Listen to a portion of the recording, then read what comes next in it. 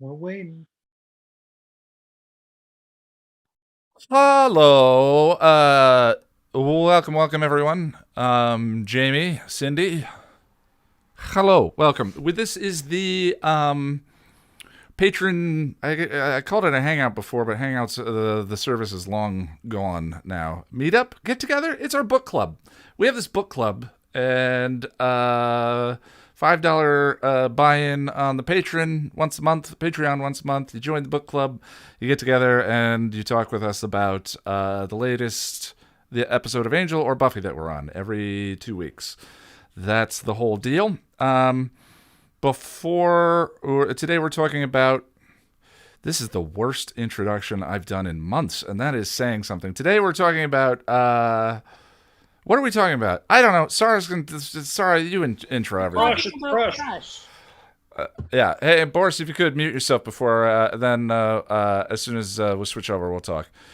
Sarah's got a hello for everyone. We're talking about Crush. Go ahead, Sarah. Right. So we have just a couple things to be aware of.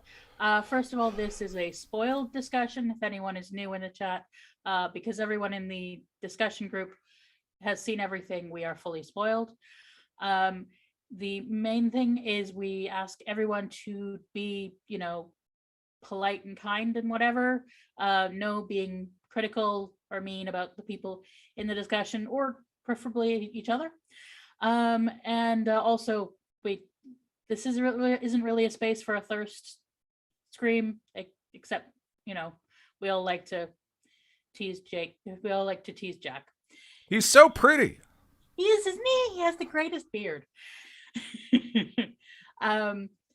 It's less funny when you guys can't see him.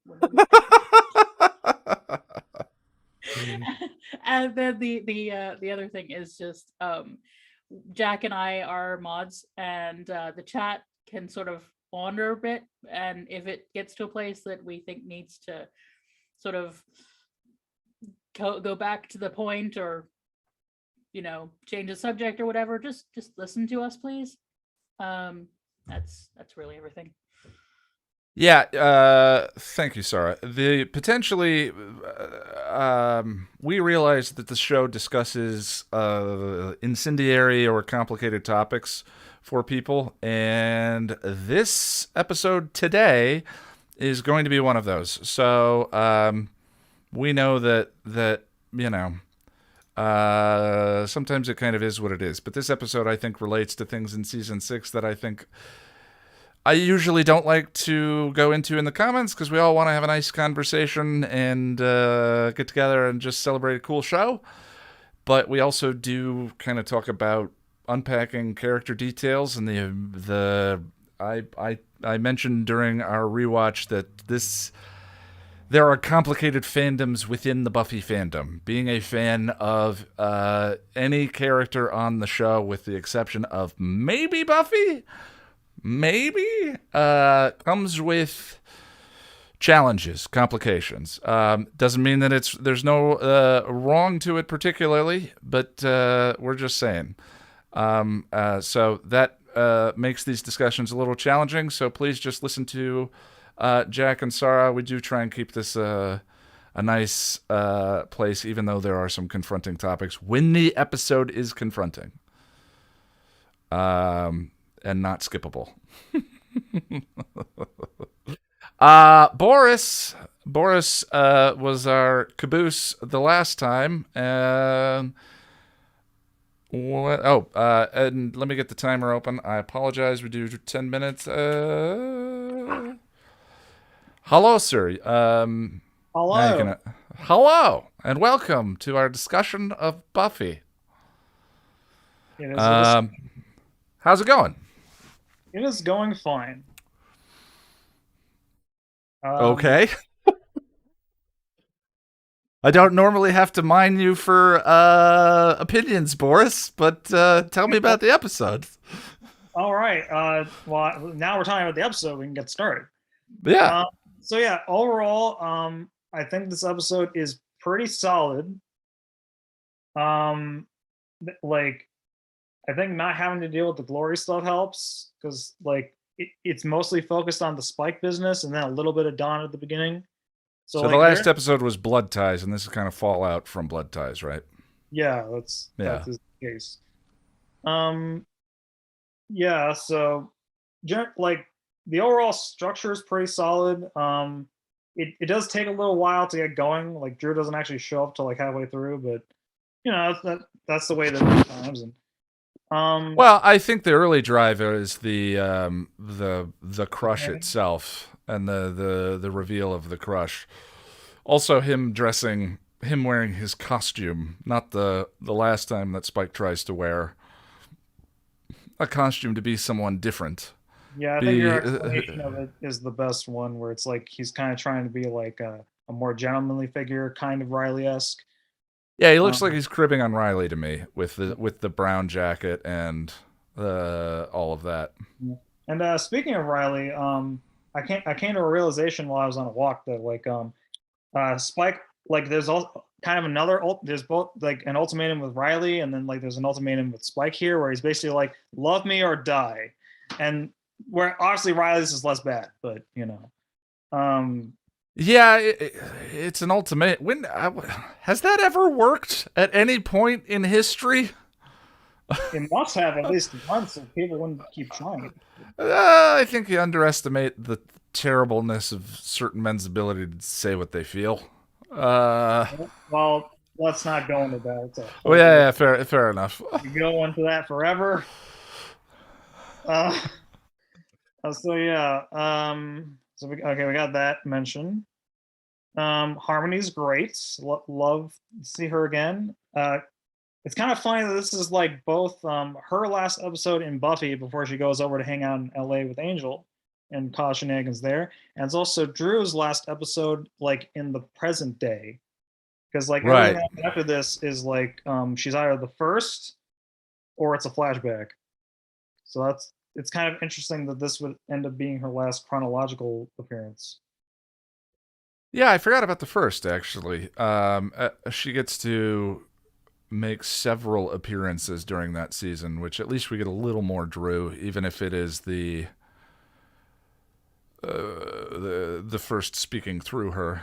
Yeah, it does kind of feel like that story could have used more of a resolution. And I'm not necessarily blaming the Angel arc or anything like that. Like it could have been like an availability issue, or just like there were just certain decisions that had to be made, or even Well, yeah, I brought up that issue, and I think that the issue that he's talking about specifically is Buffy is out of chains and lets both Drusilla and Harmony go. And it kind of stood out to me a little bit. I guess Where, but the answer is plot armor. The writers like both of those characters, and so wasn't going to kill them, but he could have taken her out of chains after they leave. I don't know. It stood out to me as strange, especially because that scene where Drew and Spike are in the bronze, it's particularly harrowing and dark and filmed like a relapse, and she murders two people, let alone all the people on the train. And then Buffy lets her go without much of an explanation. Well, I guess like the best headcanon I came up with is like Buffy's been through a tough day. She's been like going through a lot. Like I can kind of see her just not being in the headspace to deal with Drew right now. But like maybe again, like either with Angel or with Buffy, there probably should have been more of a resolution to Drew's story, because like she's such like a pivotal character in terms of being part of the big foursome of the vampires.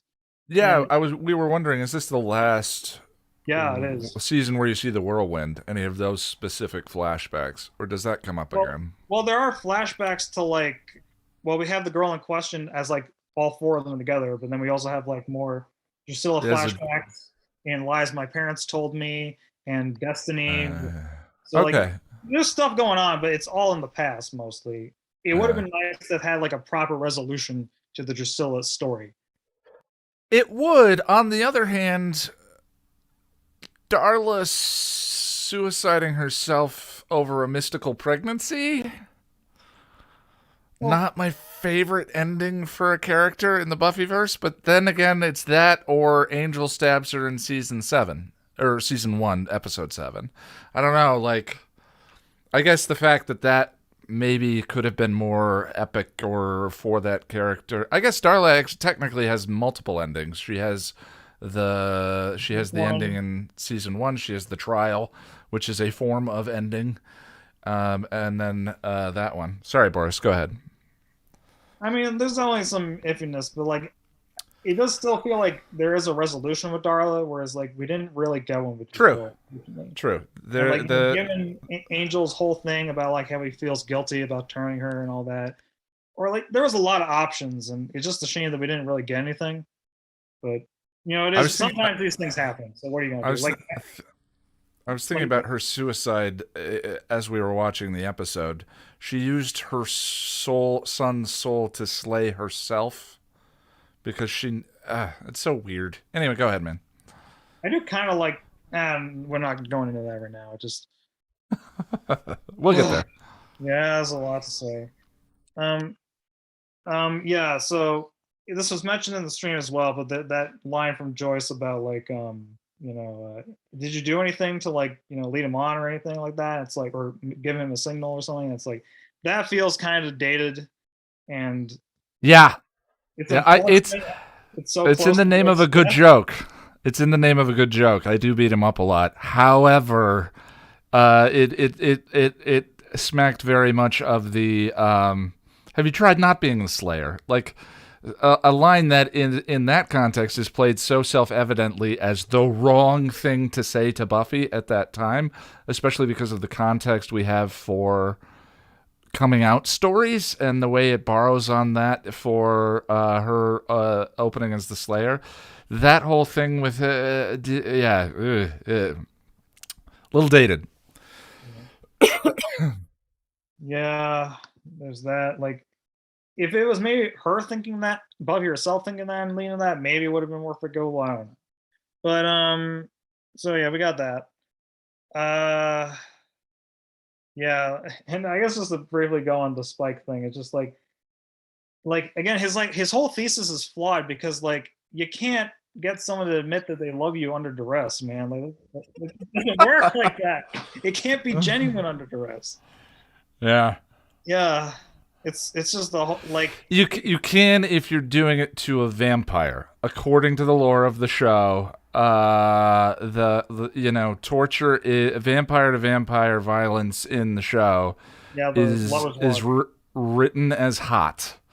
But vampire to human violence. So that's like, I'm not defending it. I'm saying like within the lore of the show, that is sort of his frame of reference for how relationships work. And this is the why I've been ringing this bell since it started. Wherever Drew is, I'll find her, tie her up, torture her till she likes me again. So like he's been this guy from the beginning. But once it's not vampire to vampire. Specifically, I'm thinking of Angel and Darla. And Darla, you're hurting me. That's good too. Okay, vampires are freaky. Fine, they've got their thing. But once you once it's not, once it's across species in that kind of way, it consensual. Thank you, Ren. Non-consensual, not so much. Yeah, but that's the weird thing is like I don't know. Spike is a head. Damn stupid, sexy James Marsters being so sexy. Just follow that up, Boris. I mean, like it definitely makes sense for like Spike's character, like his line of reasoning, and like there's also just like a hint of narcissism about the whole thing because it's just like. Man, how dare you not like admit it's all your fault, guys? Like it can't be about me. I didn't screw up here. Well, I wonder if narcissism, like if sort of being a vampire is defined by is indistinguishable from narcissism. Like if you remove True. Actually, no, they are different. Like conscience versus sort of only thinking of other people as characters in your story are different animals, but yeah, they're not that dissimilar. Yeah. And I guess just to kind of wrap up on a more goofier note. All right, So we bud. have the shrine, right? And like, first of all, we people mentioned that the drawings were kind of in jealous like, and it was a little weird because like at the end of the series with Chosen, when Spike is drawing the angel drawing, it's not that accurate. Like No. it's kind of crap. Yeah, I hadn't put that together. His angel drawing, not so hot. Yeah, it's us. That's the joke that like he doesn't care to draw Angel well, but yeah, it's kind of weird to have those two side by side like that, and that only does feel like more of an jealous thing. So it is a little weird. But then like we also have like some stock photos from the show, which is like I understand that to an extent. Like this is kind of a thing, but like the weirdest one is that like there's one from like the season 4 classroom, and it's like I don't know how he managed to get that. Like, Interesting. like from college. Like I don't know why they threw that one in there, but it's just kind of a weird quirk if you notice. Joyce got the picture from, assuming he was stealing all of them from the Summers home. Like yeah, like either Bobby had it or Joyce. It's just Yeah. weird. It's a whole, but like it's not a huge problem. It's just kind of like it again. Like most of the things with this episode are kind of nitpicky. I do think this is a pretty solid episode. It does what it needs to do. You can definitely say like the framing of certain things is iffy and like it can be misinterpreted. I kind of felt more sympathetic for Spike in the past than I do now. And I'm kind of now I'm like seeing like the red flags everywhere. Like, oh my God, it's horrible. Yeah. Well, and when they wrote this episode, they didn't necessarily know that it was going to go the route that it did. But it's just bizarre to feel that sympathy for him. I mean, Jack's right. The end of it is framed as sympathetic for Spike being blocked out of her home after he just threatened to kill her, after he chained her up. And I feel it. I mean, and that's the thing about the performance and the characterization and the music is it is affecting. So I don't know. I have it's going to be very interesting. I think it's important as we get closer to season 6, where I think some people accuse the show or the characters of jumping the shark, and I don't.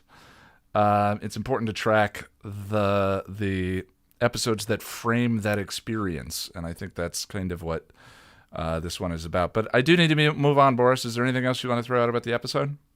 Yeah, I pretty much cover like the main stuff. So like again, there's a lot of complicated stuff. We'll get to that in season 6. Let us carry on. All right, sounds good. Let me go over to Sarah. Hey, honey. Hi. Oh, I'm blind. Let me scoot myself over there. Oh, there. Yeah. Why are you patting the back of the chair? That's good. It's a family show. Hi. How are you doing? I'm good. I'm going to the cinema today for the first time since Cats. Yeah, I kind of want to watch Lawrence of Arabia together now. You mentioned not knowing the history. I didn't get much out of the experience the first time through. You are a fan of the film, and I prefer to be the fan of something than the hater of something. Being a fan's so much more fun.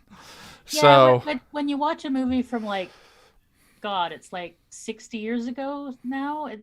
You kind of hard to do it without context. it's a little dry, not just because they were in the desert. And Hays Code is all just like The Hays Code is a thing.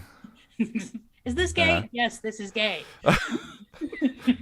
Yeah. Well, that is part of the experience. Yeah. So Crush. Crush. I was going to say checkpoint because I'm writing. I'm so confused, Sarah. What is time? Everything's blending together. I'm going crazy. So what is love? Baby, don't hurt me. Thank you. I can't just leave that. I know, and I think Jack is probably in pain and not being able to. Don't worry, he's singing it in his head right now. There we go. Dancing. I already forgot the name of the episode. Crush. Tell me about Crush. How does this The any angle you want into it, I'd definitely be curious for your perspective on sympathy for Spike, sympathy for Mr. Vengeance. Well, it's fascinating. I don't know that I would call myself a fan of Spike. I am compelled by Spike. Yeah. It's utterly fascinating. Just the arc that James Marsters and the writers create for us. And how I can both hate him in moments and have sympathy in the exact same moment. Because what he's doing is so wrong and so bad, and yet I also can totally understand the broken brain that's doing it. Yeah, well, that was my intention of sharing my embarrassing, I use the word in quotes, date story during the rewatch was... oh, baby, that's precious. That I do relate. He's, as despicable as he is in certain sections, there are other sections where I relate to the experience they're portraying. I mean, that's one of the beauties of the show, is to take these fantastical elements and to ground them in such a specific, accessible experience. And that awful sleigh date that he takes her on feels a little close to home. I'm not gonna lie.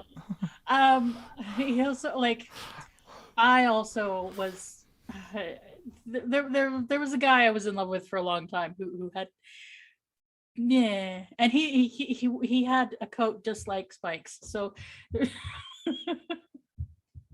and that was before Buffy came out. So. Well, and it's one of the great things about the show. I think we shouldn't shy away from I never want to absolve any characters either by throwing the writers under the bus and being like, that episode shouldn't have happened, they broke the character there, especially if we can find a way for them to be complicated in an interesting way. And boy, is Spike complicated in many interesting and some of them abhorrent ways. Yes. And yeah, if he was a real person, just right, run. Yeah. But he's a character, and so it's compelling and fascinating that we see this completely broken mess of a not even human being, who sort of has this incredible emotional journey of having this destructive love for someone whose job is to kill him. Yeah. So and she is also clearly compelled by him, and not in the way that he wants her to be. No, but she has a sort of begrudging. I don't know what do you think Buffy's side of this relationship is in its current iteration? I think that Buffy has trouble with any of the vampires that she sees in some way as a person. Those are the ones that she never, that she doesn't stake, or if she can possibly avoid it. And that, I think she sees some personhood in Spike, and I think he responds to being seen as a person. And also she sees that, I think, in Harmony and in Drew. I mean, I think maybe that's kind of a way of explaining the plot armor. But the reason for the plot armor is, we would judge Buffy if she staked someone that we see as a person, as a character. Yeah. Unless it was in a way that was necessary, that would feel weird to us. So I think she sees too much personhood in him, and so I think that sort of worms his way in. I had another. By the way, I don't want to drive. If there was something specific you wanted to bring up about the episode. Well, I was going to talk about the whole costume thing, but you already talked. Oh yeah. Oh, him wearing the outfit. Yeah. I love my favorite is the Superman blue from season yeah. 7. I love that choice. So one thing I was thinking about while I was watching at this time, or was vaguely reminded of. So here's a question. If Spike looked like Jonathan with the identical personality, in what ways would we react differently to him? Because the whole sleigh date that was not a date had felt a little like the trio, like to me. There were that sort of awkwardness and Danny Strong is sexy. I'm not trying to throw anyone like my point is that it's a different kind of sexy, exactly. And in the show he's portrayed as a youngish, awkward young man kind of character, which Spike is not. So that's purely what I'm going with. Spike is much more conventionally. He has much more conventional sex. Yeah, pretty privilege. Exactly. That's the way. It's a thing. Okay, I'd never heard that. I'd never heard that term before. Yeah. To be viewed as conventionally attractive is a massive privilege. No more so than in Hollywood, obviously. Yeah. You got cheekbones like that, you are going to get paid more. Yeah. You're going to get away with it. How does that switch all of this just to revolting? And then like, is a lot of Spike's character purely driven by the hotness? Like, I don't know. I'm so confused. No, I'm not saying anything true here. I'm throwing out an experimental thought. All I'm trying. I think his hotness is more than the appearance. Okay. Spike yes. It's also the smolder. He is very written by a woman. He is what I call, he is kind of like the equivalent to the Manic Pixie Dream Girl, what I call the beautiful broken boy. Okay. What the response that Harmony has, I can save him if I just love him and love him and love him and love him and give everything. Eventually he will get better, won't he? Like that's I'm reminded of Parks and Rec when Shauna Malwae-Tweep and Leslie are standing in the hallway and the senator walks by and Leslie goes, "Shauna, no." And Shauna Malwae-Tweep goes, "What? I just feel like I could fix him, you know?" Okay, so that's the thing. That's a whole. That is absolutely a whole thing. That's a whole thing. I'm not super familiar with. Been there, done that. Okay, folks. I can see a couple face palms in the chat right now. And I'm. Yeah, I don't know why we do this, but yeah, femme identifying folks tend to have a lot of, I can save him if I just like, you do not want to know the story of the boy who had the coat like like Spike.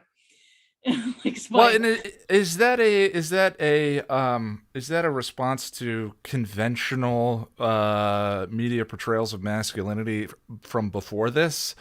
To be the rugged John Wayne type and to not show your feelings was what masculine actually was, and so like the broken man wears those on his sleeve and feels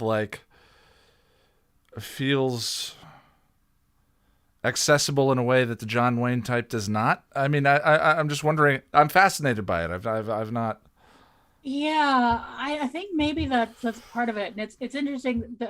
It is quite different from the sort of white savior, the white knight sort of effect. That when the guy is like, I can save her. Yeah. Because they're both, I think, come from a similar place, but play out in very, very different ways. Because I was mocking a friend mercilessly for being white knight, while I was doing I can fix him if I love him enough.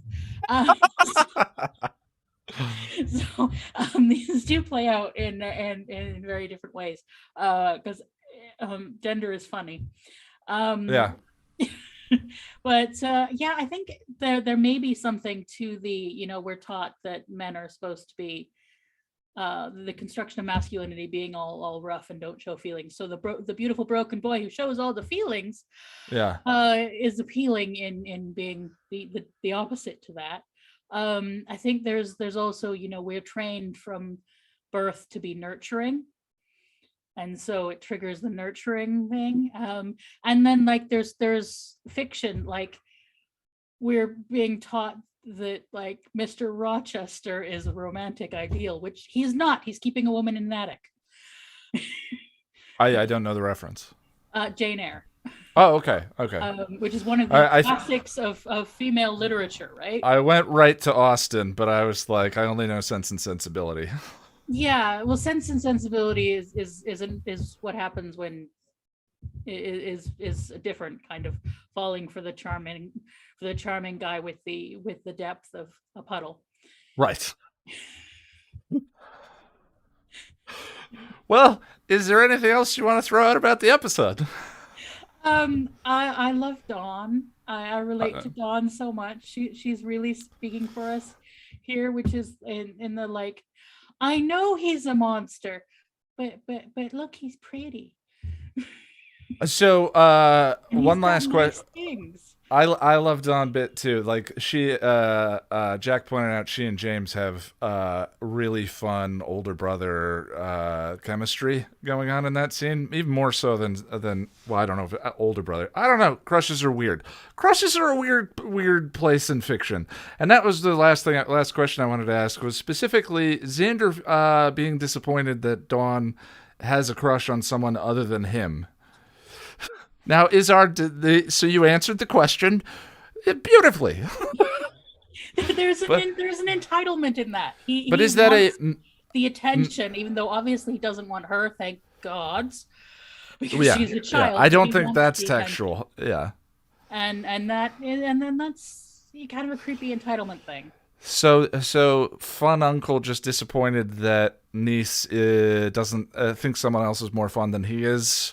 Which is the way I think that the spirit in which that was written, but not the spirit in which it plays anymore. Is that us bringing the text from outside the show to the show, or is that I think the things that have aged poorly? I think it's the things that have aged poorly, because he's not talking about, oh, she finds someone else fun. He's like, oh, she's supposed to crush on me. Yeah. Yeah, no. Yeah. But I have a question for the group. Pride and Prejudice, not Sense and Sensibility. That's how unfamiliar with. Yeah, Mr. Darcy is different. Mr. Darcy actually changes. That there's a problem with shallow readings of a deep text. But I have a question for the group. Okay. What do you imagine happened to Drew after she left? What adventures did Drew go on? All right. Well, I'll give everyone a chance to answer as we go through. And Boris, if you want to throw something in there, we'll swing back around to you at the end. Thank you, my friend. Enjoy your movie, and we'll see you in. Oh yeah. We'll talk. Yeah. All right. Let me go on to Lady Eternal, and then we'll go Lauren, and then Jen. Hi. Hello. Sorry if that's loud. I think my mic's a little hot. So when I go to that high place of hi, might be hurting people's ears. If so, I apologize. How's it going? Well, we have us an interesting little episode here today. We do indeed. Yes. And I have to say that right now, I know we try to keep this a family-friendly space, but this episode is just chock full of kinks from the start. It's a kinky episode. It is. It's right from the start. I mean, and we're talking about the role-playing game with Spike and Harmony, where he talks her into role play on the spur of the moment. We're talking about the ultra violence kink with Drew, where he's literally working himself back up to be able to engage in feeding on a dead woman. You have the bondage kink, you have the whole grand romantic gestures that Spike is just all over the place about. And the role playing continues with the fact that he changes his clothes for that date. He's playing someone that isn't the guy that murdered 2 slayers, because he very deliberately was not wearing the coat. He could have been wearing anything else, but he was very deliberately, when he approached her in the bronze and then continued through to where he was taking her on that disastrous date thing, he was not wearing the coat that we found out in Fool for Love. He took off the body of a dead slayer.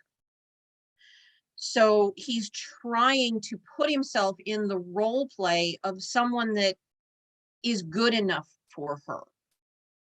He's role playing someone who she would accept.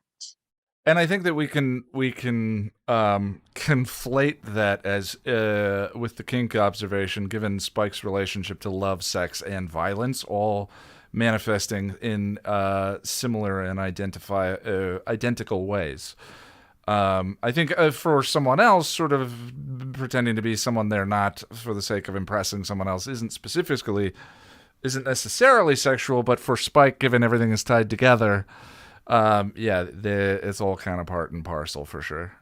Yeah, and the episode, is especially with the fact that it's playing on Spike trying to win Buffy's heart. He's throwing everything at the wall. At the same time, you're seeing Harmony trying to get Spike's attention back and trying to hold on to a relationship that she can sense is dying. She's very nurturing. Yeah. Which one would think would appeal to Spike. You would, but at the same time, it's too much like his mother. This man has Oedipal issues. Right. Well, I mean, that's why I thought it would have an appeal. I was thinking about it because I was writing the Checkpoint video and just kind of getting to the root of, and him in this episode talking to Joyce. He has the Joyce-Spike relationship is wonderful background relationship on the show. And then sort of the way that plays out later on down the line is really interesting. But then again, his mother is the one that makes that relationship sexual when she attacks him. It's not specifically that, though. As much as he is Oedipal, that I don't know. Tell me your thoughts on that. Well, it's also Oedipal in the fact that technically Drusilla is his vampiric mother. Right. Oh, okay. Yeah. There you go. And so she, for lack of a better term, again, I always use it. She embraced him to be her plaything, to be her, to be her sexual plaything. But she was the one that essentially rebirthed him. And he looks at that moment as his rebirthing. That's built into the vampire myth. And at the same time, you also have the fact that he's essentially, when he's trying to come at Buffy, he's still kind of looking at her like he used to look at Cecily. And he's looking at her as someone that is above him in social status, and he's trying to win her affections, but he hasn't grown in that sense since the 1800s. He has no idea how to approach her in a way that would make her love him back any more than he did Cecily when he was human.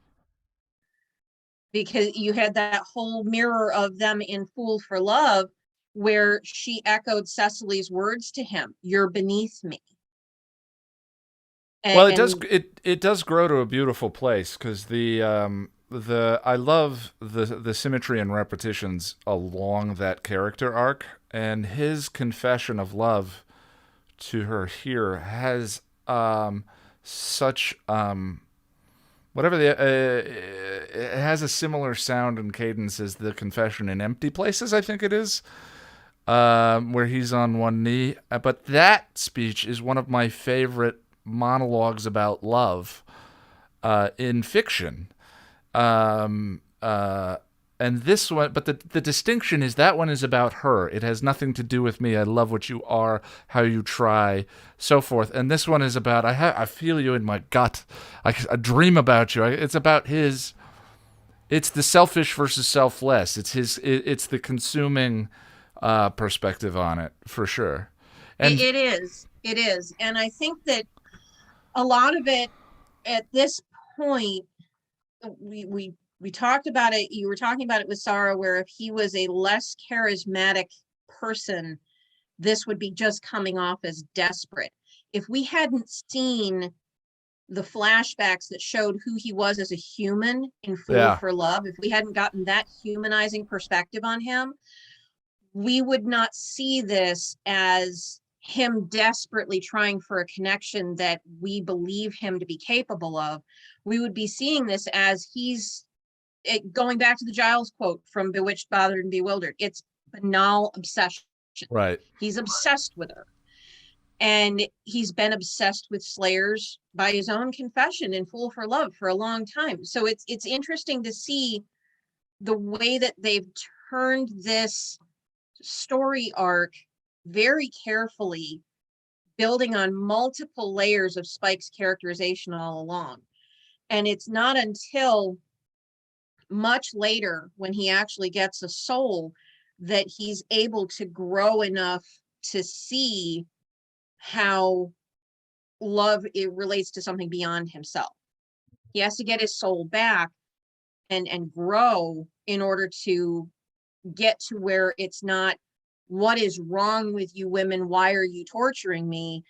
And to a point where he understands, if you don't reciprocate my feelings, I understand it. He goes on a Darcy arc. He has to get a soul to get it. He goes on a Darcy arc. Once he had that line in this, that was where I specifically started getting trio vibes, because everyone in the trio, I think there's a reading where everyone in the trio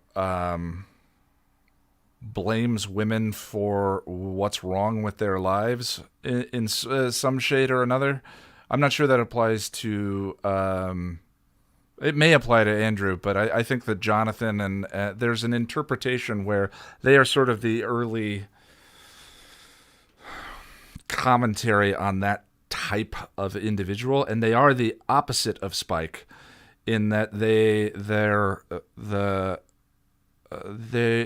seem to be under the belief that their social inability and their tastes and their all of that make them kind or make them the heroes in the story, as opposed to they feel like an exploration of a similar theme here, just from that perspective of what if Spike didn't look like Spike? What if Spike didn't look like James Marsters? Yeah, and I mean, when you take the scene where he's talking to Dawn in the crypt, and he's telling her the scary story because he knows she wants to hear the story. She wants someone to talk to her like she's not a traumatized, recently birthed into existence teenager. He's telling her the story she wants to hear, but the minute Buffy walks in, he's immediately curating it. So it's not at all what I wasn't doing anything, honest, I swear. Yeah. Where Buffy walks in on him talking to Joyce and Dawn at the house, and Joyce is going to start retelling the story, and Buffy's already annoyed, and he's already got her in the sight line. He's caught that expression on her face, and he says, "Now, Joyce, don't get us all going again," because he knows she's annoyed by the fact that he's there having a happy time with her family. Yeah. And he's curating everything. Everything is these little gestures that are geared up to set up the big gesture, because he keeps thinking the big gesture is going to be finally the thing that kicks it off and she's going to love him. And he doesn't understand that love isn't in the big gestures like it was with Drusilla. Love is in the little details. Yeah. Love is in the little moments. He's not catching that. And that also goes all the way back to Cecily when he was trying to make the grand gestures, writing the poetry about her, hoping that it would make her fall in love with him. when he was completely beneath her from a social perspective. Well, it's almost like loving someone or being attracted to someone does not mean they owe you anything, and that that seems a challenging lesson for some of these characters.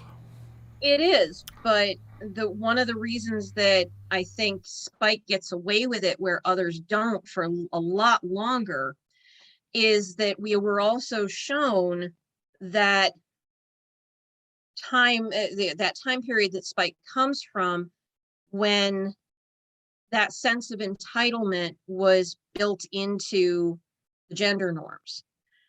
Spike hasn't grown since then. He's stagnated. He's been an id monster since that time, so he hasn't grown.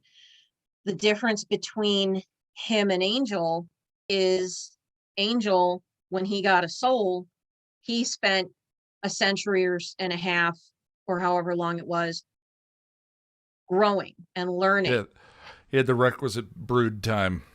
Exactly. Yeah. So it all comes down to that moment at the end where he is looking at her and he is so betrayed and he's so hurt because and she doesn't do the quip line that she did with Angel. Sorry, changed the locks. It was her expression, you can't just shut me out. And her expression is, I already did. Yeah. Yes, I can, and I already did. She doesn't feel the need to dignify it with a quip because she's so angry with him for thinking that just because he has an emotion in her direction, that it entitles him to some kind of relationship with her that she doesn't want. It's interesting the level at which we're engaging with this material too. I think there's another, and I do need to move on. I apologize, but I think there's another level to this, which is why doesn't she kill him? There's lots of good evidence in this one that Spike should be slayed. Why didn't she slay him? Yeah, tying her up and then, or having someone else tie her up and then letting them loose on her. Weaponizing someone else to get to her.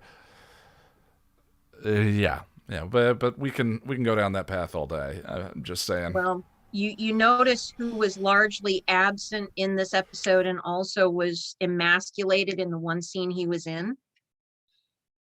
Her logic, her mind. Oh yeah. This entire episode was driven by her heart, her spirit, and the emotional crux, and her strength when she was confronted with this started laughing and just completely failed her, because that scene where they're on the train and he's too busy laughing over the fact that Spike is in love with her and panicking over, hey, wait a minute, wait, the mini you that I that had a crush on me, that actually had feelings for me. Wait, she doesn't have feelings for me anymore? What are you talking about? He's so busy being absorbed in all his everything that they miss the clue that it was Drusilla because of the doll up in the overhead compartment. Yeah.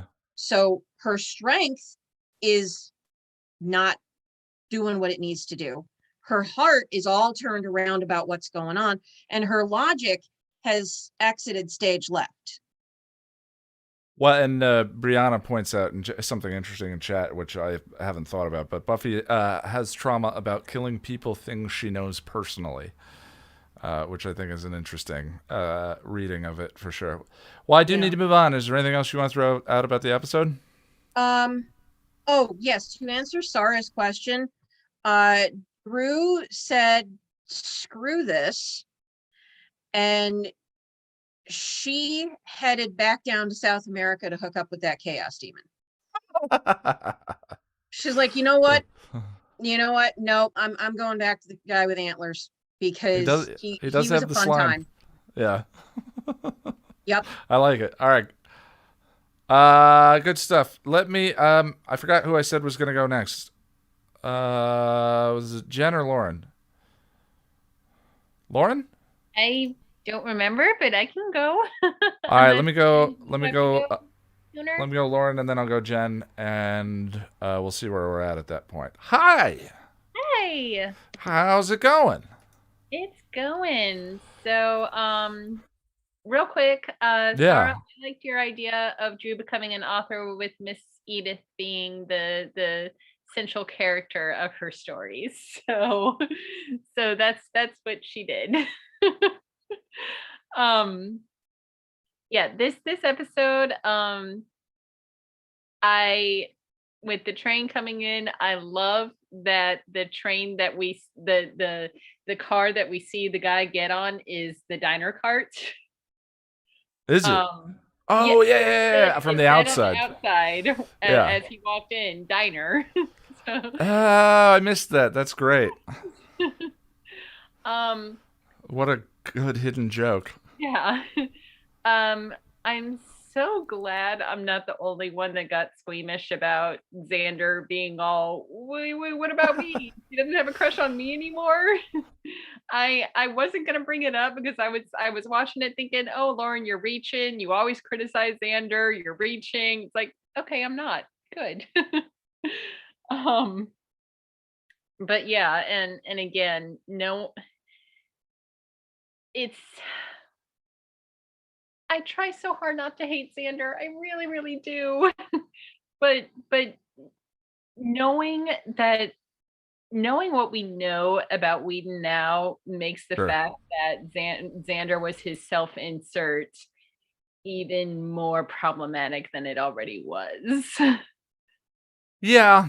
Yeah. I mean, Not I think that the reasons to the indictments exist in the text enough, but there's a little extra layer of frustrating on top of it for sure. well, and not to go too far down that rabbit hole, but Michelle Trachtenberg did say that he was not permitted to be alone with her. I remember that comment for sure. So, That was a tough one. Yeah. and I looked on IMDb and he actually is credited as one of the writers of this episode. Like we know that, he would always go in and, put his own little like crossing the T's and dotting the I's, so to speak. Yeah, he's script doctored everything. Yeah, he's script doctored everything, but he's actually a credited writer in this episode. Wow, I didn't see that. I mean, along with David Fury. David Fury was too. It might have been that I misread the credit on IMDb, but usually he's not listed as a writer unless he actually wrote. Well, he's always in the writers section, but it'll say parentheses creator at the end of it. Yeah. If it doesn't say parentheses creator, then he was definitely one of the writers on that one.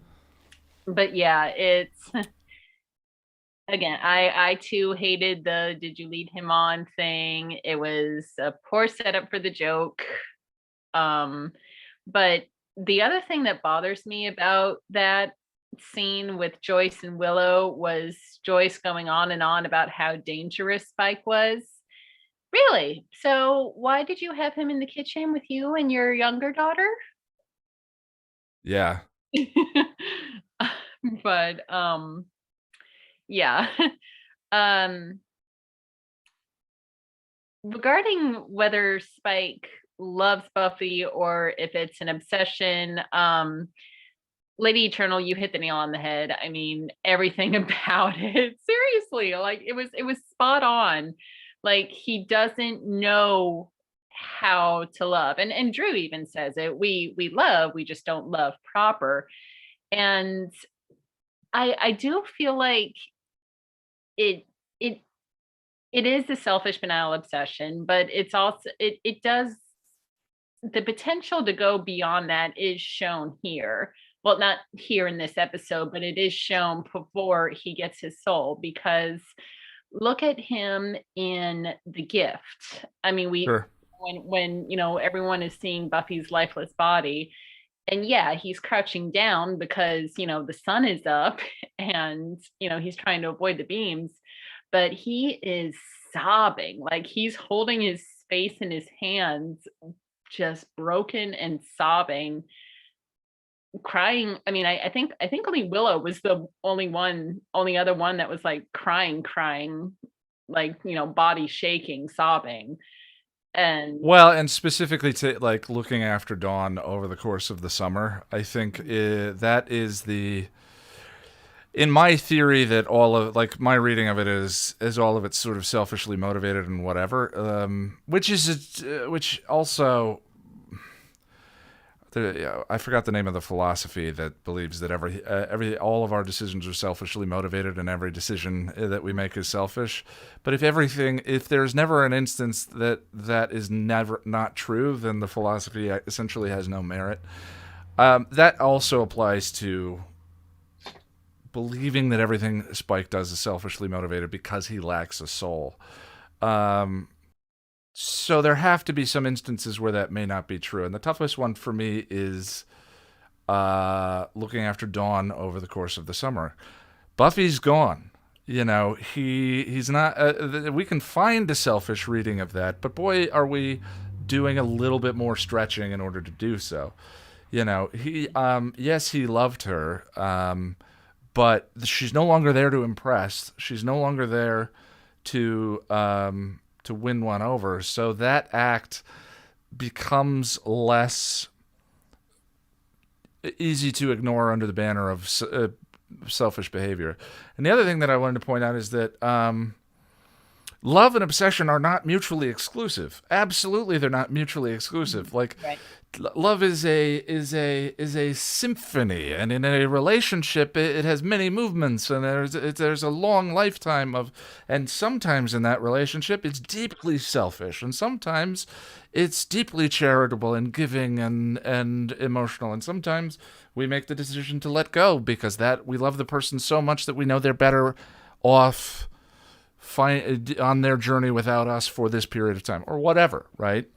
But like, the idea that love is only selfless to me is one that I would have hoped we'd do away with the Buffy Angel relationship. That to me seems like a very limited perspective of these relationships and sort of the capacity and the way relationships like breathe over the course of their life. So yeah, for sure. Like I don't buy into what she said. You can't love me without a soul. No, I think, but I think like, it's much more selfishly motivated for sure. It is. Without Yeah, the soul. definitely in this episode. And again, just the whole, when she says the only chance you had with me was when I was unconscious, and he just goes off. And yeah, it's funny to watch, but it's also like, oh, this is so not good. This is like, you're blaming Buffy and Drew for your shortcomings. That's where it gets very trio-y to me, is the sense that my attraction or my love for someone else means I am owed something, Right. and the inability to grapple with your own lust, loneliness, or desire, and to just let those things are not infections that need to be cured. They are just aspects of being a person, or an undead person in this particular case. And the someone threw out the term incels in the chat. I mean, the trio to me seem like one of the earlier conversations about that.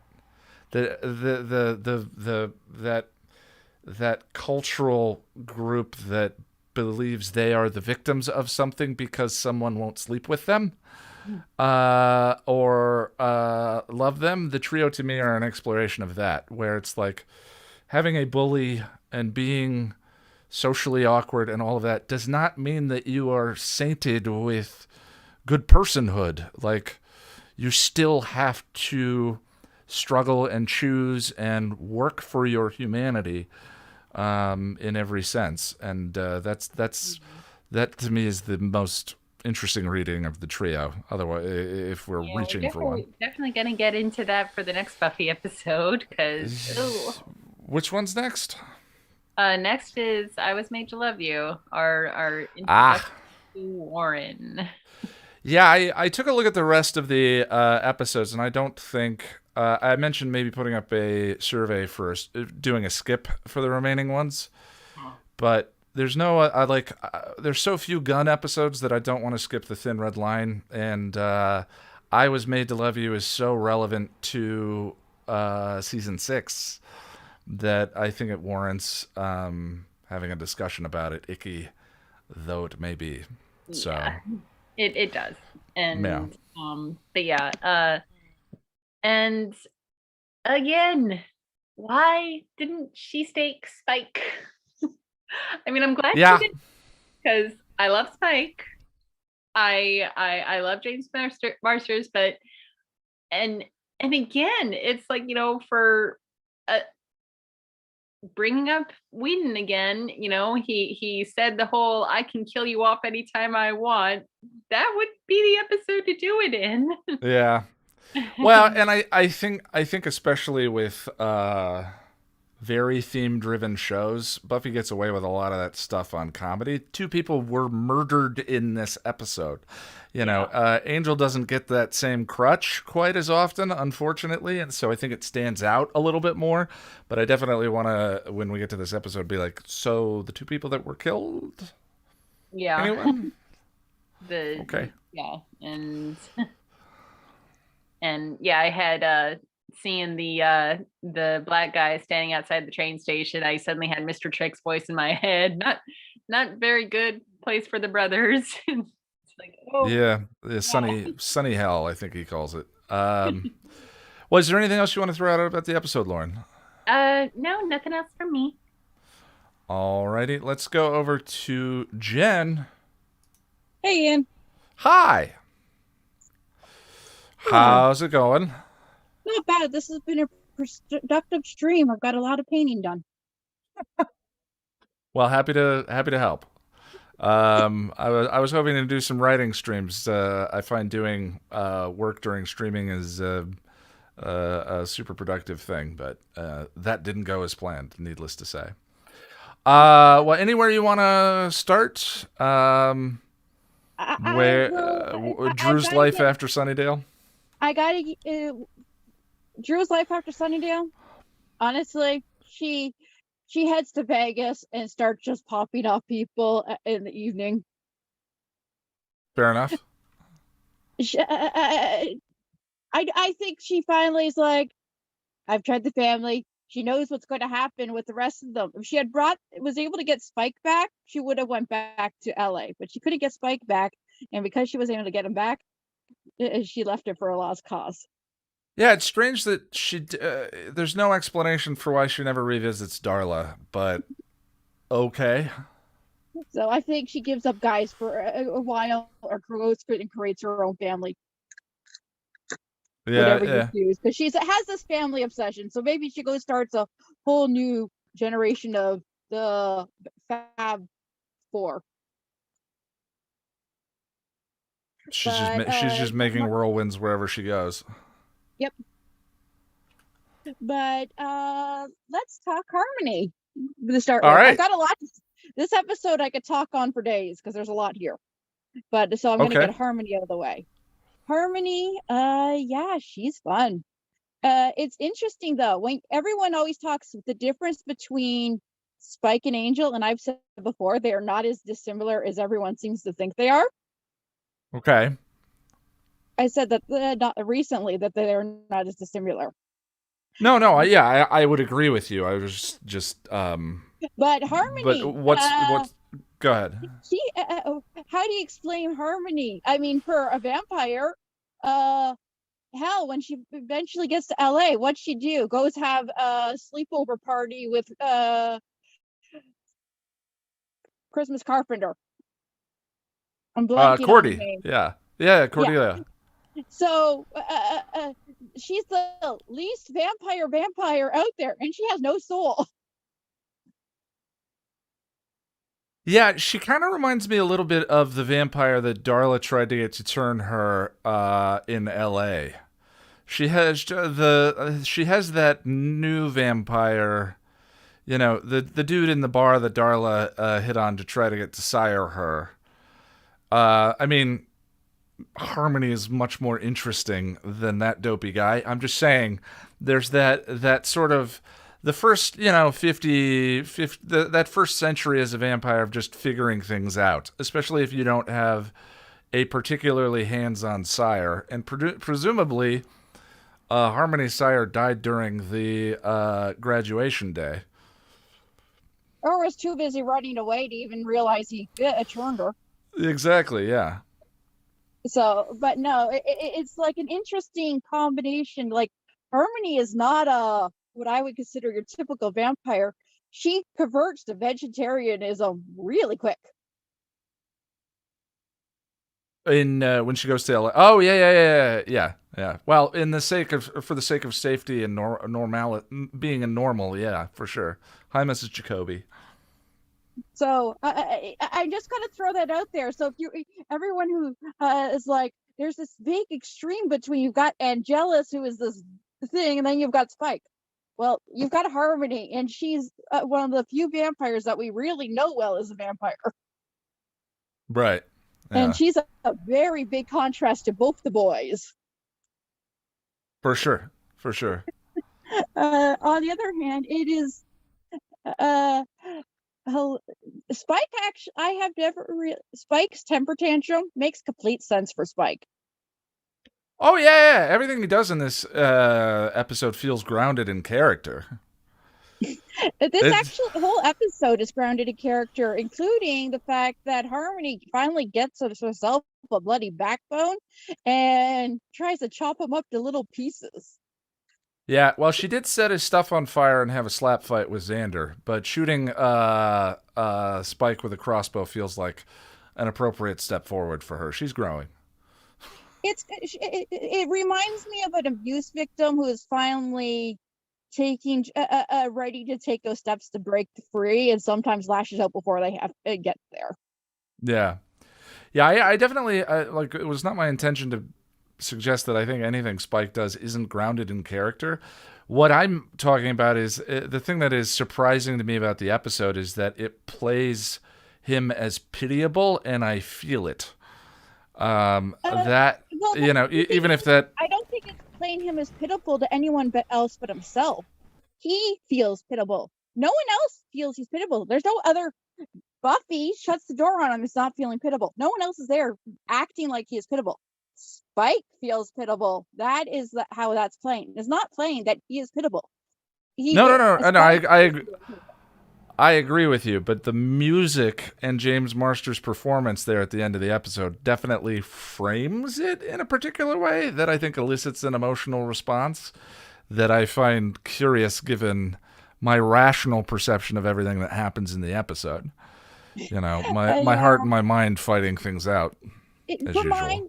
For mine, it's a very simple. Spike feels like he's. It's this whole episode. This episode is a Spike episode, almost from Spike's point of view. Most of it. Yeah. I think that's why a lot of the stuff happens. When the door shuts, he is, instead of it be you seeing it from Buffy's perspective, where she's feeling angry, we are seeing it from Spike's perspective, and he is feeling hurt and like he's hard done by. That is where that comes from. That is how I've always read it. Spike is feeling sad, so the music is, from Spike's point of view, is perfect to match how he's feeling about the situation. Because we shut the door, and it's not Buffy we end on, it's Spike we end on. So it's Spike feeling the sad. It's not the show backing him up. It's that he feels pitiful. That is the music. Okay. I get your reading. I'm not sure I agree, but I get it for sure. I'm reminded of her throwing money at him and telling him that she's beneath her. But in an episode that he has described murdering 2 slayers, and the emotion that elicits. But then again, it's not like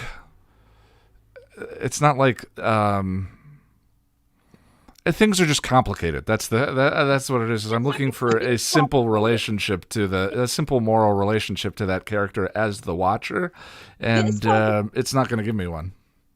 This episode is complicated. It's complicated in the fact that we see Spike with Buffy's family, who you can see. I don't believe any of what we're seeing at Summers' household. The second Buffy shows up, selfishness compound. But until Buffy showed up into the room, I don't believe it was any more selfish than that the Summers women make him feel good about himself, and he just enjoys spending time with them, which I'd consider no more selfish than I wanting to go hang out with my friend. That's fair. I do think that Giles openly calls him out later on as we are not your way in with Buffy. Spike's perspective.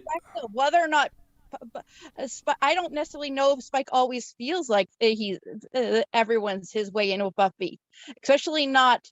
He might feel the other Scoobies are, but Joyce and Dawn, I don't think he feels they're a way in. Especially like Dawn shows up randomly at his crib, and he's telling her stories and having a good time.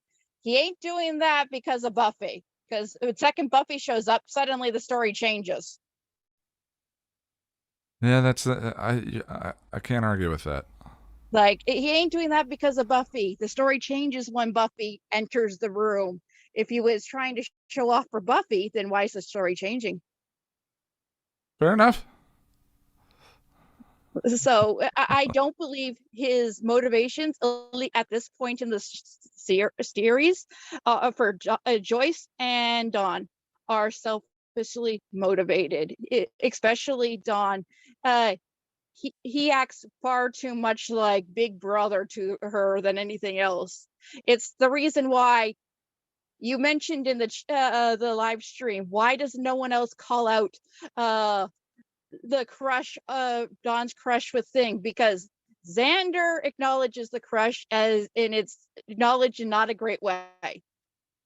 Yeah, it never brought up to Spike that Dawn had a crush on him. Not once in the series that we're given that I remember is anyone ever said to Spike that Dawn had a crush on him. Well, so, Spike is probably perceptive enough that he would know, but yeah. But he doesn't ever treat. But when he had sexual advances towards Willow in that thing when he was moping about Drew. There was more sexual tension with Willow when he was crying about Drew than there ever has been with Dawn. There's never been a single moment ever played of sexual tension at all between Spike and Dawn. Not one single bit. Their relationship has always been big brother, little sister, or friend, or good friend, or older uncle, or however you want to term it. But there's always been that. This is a grown up with a child relationship. Yeah. It's never been. It's never been weird, which is why you don't call it out, because there's nothing to call out. It's mentioned from Dawn's point of view, or Buffy calling her out on it once, and never really brought up again. Yeah, no, I get it. Jen, I do need to move on. Is there one last thing you want to throw out about the episode? Amazing episode. One of my favorite for this season. All right, good deal. That's given how many good episodes of this season, that is a ringing endorsement. I think Sir Jack. Hi, Ian. Hi. Hi. I don't have participants up, but I believe. Yeah, I'm the caboose. You're the caboose. Yes. How are you? I'm wonderful. How are you doing? I'm doing good, Ian. I'm very good. I'm very good. I'm just looking at my notes here. Okay. Yeah, you specifically said that this was when we were talking offline. You specifically said this episode. You had a hesitant endorsement of this episode, I said let's talk about it. I agree that the episode is complex. Yeah, we've already really gone over it. We can rehash. Complicated. Yeah, it is a good episode, and um, it's just that as a Spike fan and just a fan of the show, and as someone who isn't a freaking psycho, there is just some really complicated stuff in this episode. It's odd. You know, the way that scene plays right at the very end. You already said it. It's sympathetic towards Spike when you know he tries to walk through the door and he can't, and then you know there's pianos and it's like, no, but you just did something really messed up. You deserve this. Yeah, yeah. I'm nearing the end of an Office rewatch, and there's a bit where, spoilers for The Office, I guess. Jim and Pam have had the baby, and Jim is going back to work, and Dwight wants Jim's desk back so he can have Mega Desk, and is playing on his feelings of separation anxiety with the baby, and Spike, or not Spike, Jim says, "I'm not surprised he's trying to, make me feel things about the baby. I'm a little surprised that it's working." And I guess that's kind of how Yeah. I feel about some of the stuff in this episode. Is the episode is every episode, the whole Chuck thing that I brought up in Into the Woods is like every episode has. There's either like the third person omniscient just showing the whatever, but this show is not like that. A lot of the episodes are written and have a perspective on what is happening. And I think that this episode's is Spike's, where it has like dealing with the relapse and wanting to be better and being shut out by Buffy at the end of it. And the music and the framing of the episode reflects his feelings. But music is music is affecting, and the reason why it's and it's used as a way of conveying, opening us up and making us vulnerable to those feelings as well. And it works to me to some degree in this episode. Because when I did my own rewatch last night, at that scene, I was like, oh, and then I was like, wait, hang on, he just chained her up and was either going to kill Drew or have Drew kill her, unless she told him that she loved him. When like that is messed up, and so to have the show frame it that way just feels weird to me. I get that. I mean, given where they go with Spike, they couldn't frame him as a complete bad guy, I guess, because then it's harder to redeem. I don't know what I'm saying. Well, I mean, Angel is by definition a complicated character. You know, I remember that. I remember what that felt like. That sometimes I miss that clarity. You know, and Angel is going through a fall currently in season 2 of a type. That's a different conversation. So I'm all for complexity. It's just, you know, and I'm not saying that there's actually anything wrong with the episode. I'm like, no, me neither. But that I just have, you know, my mind and my heart are fighting each other when we're watching the episode. Yeah. Also, I mean, it's trying to show us from Spike's perspective, and because he doesn't have the soul and he's a bit of an id monster, he feels hurt, like that hurt his feelings. It was crushing for him. But when you look at it from the big picture, though, from the unbiased perspective, it's like, no, that's not how that works. Right. Ren the Barbarian says in chat, also, has anyone made the comparison to Phantom of the Opera with this episode? I have not heard that comparison. There is a Hunchback of Notre Dame reference inside the episode. But Spike does not strike me as Quasimodo. Yeah, that reference is really on the nose for me, but I kind of like it because it's just, I don't know, I like it, but it's like they did it. They said the plot of the episode. There it is. You know. It's like when they say the name. You are suddenly muted for some reason, Jet. I am not now. Yeah, All right. it's exactly the same as that. I really like the train sequence. As someone who is a horror fan, I find that a lot of the horror on Buffy is what I would call horror light. I mean, horror is a subjective thing. There could be people that find Buffy to be quite scary. I don't find the majority of it scary, but this scene is one of a few scenes in the entire show that is genuinely like gross and creepy and scary. Scary. What's the scariest episode of Buffy? Scariest episode? I mean, I have an Probably- immediate answer. It's a common I mean- one, but it's you're gonna say Hush, right? no. No? Okay. Well, Hush is really harrowing. scary. Hush has a couple of Yeah. harrowing sequences, but the think, scariest episode. Actually, I think I have two, and now that I'm thinking For about them, me, I'm not sure which it'd one's which. be like Hush is up there, but I would say it's is it same time, different the one with Null. What's that called again?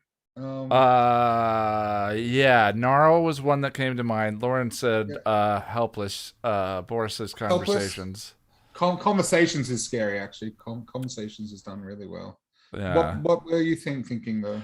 I was thinking of the I'm surprised that no one's Killed by Death. Thank you. Ren the Barbarian. I mean, I was thinking of Killed by Death the specifically. Kinderstart is scary. Like the monster's scary, but the episode itself is, I don't know. It's so. campy, so the fact that it actually makes me feel some dread, especially at the climax of the episode, I think it speaks to even more to that the episode has some good scare to it. For me, Angel Billy is the scariest episode, bar none. Well, yeah, anything that includes like any horror that includes little kids tends to be scarier because I don't know. I think it's mixing horror with innocence is scary, I guess.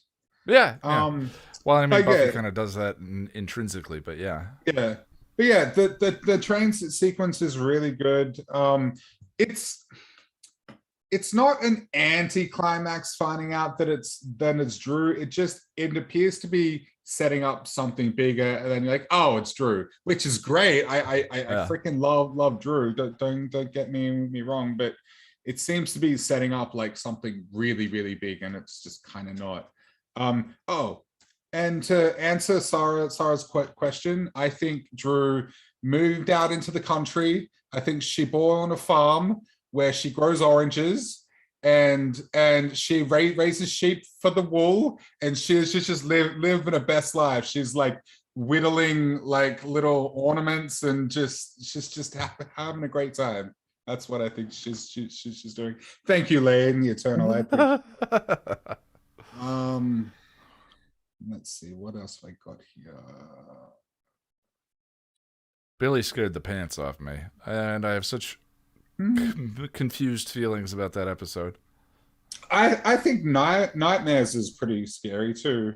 You I like it a lot. So you're talking about the camp of Killed by Death, but Nightmares is pretty campy too. But yeah, I would agree. It's scary. I wasn't really calling out the campiness of it, was I? I read your criticism of it as camp, but so maybe I got that wrong. No, I just don't like with Killed by Death. The monster is scary, but I don't find anything else scary about that episode.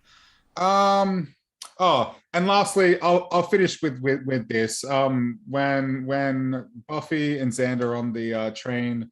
And Buffy's like, I think Spike has a crush on me, and Xander starts laughing, and Buffy's like, it's not a joke, and he goes, oh, I hope not. It's funnier if it's true. That's one of my favorite Xander moments. Really, really funny. But yeah, look, complicated episode for lots of different reasons. There's a Spike stuff. Then it's weird that Xander likes Dawn having a crush on him. That's weird and complicated. I get the spirit of the spirit in which that line was written. I think is an uncle like wanting the niece to look up to him, but it's just in this episode with the context of all the sexuality of this episode. It's exactly odd. I think it's just an insecurity. It's not trying to. It's not trying to hint at anything more sinister than that. But it's just weird. Yeah. And like Spike and Harmony's role play. At first, I'm like, oh, it's just role play, whatever. But then Harmony's wearing Buffy's sweater, and so it's that's just weird, man. I don't know. I don't know. Great episode, but it's weird. All right, bud.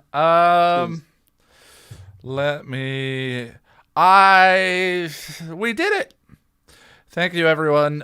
In 2 weeks, we're going to be chatting about The Thin Dead Line, I think. Yes. Okay. You want me to mention the Drusilla story? Oh, yeah. Go ahead, Boris. So yeah, basically, I guess it's either one of two things. Either Drusilla decides to team up with Amy and Ethan Rain and stuff, like all the characters that were kind of forgotten, and they form like there's like wacky adventures with them. The forgotten Buffyverse characters. Yeah. Where are they now? Yeah, just like a bunch of shenanigans. And either that, or she becomes the president of Gallifrey, because Juliet Landau would go on to do some Doctor Who stuff. So that'd be kind of funny, I guess. All right, bud. Well, Thin Dead Line, 2 weeks. For everyone watching the stream, new video should be up next weekend for Checkpoint. Good solid episode that I had some fun writing about, and hopefully there's some good stuff in there for you. And I think that's it. Yeah. Oh, and in the realm of scares, I just haven't pushed this button in a long time.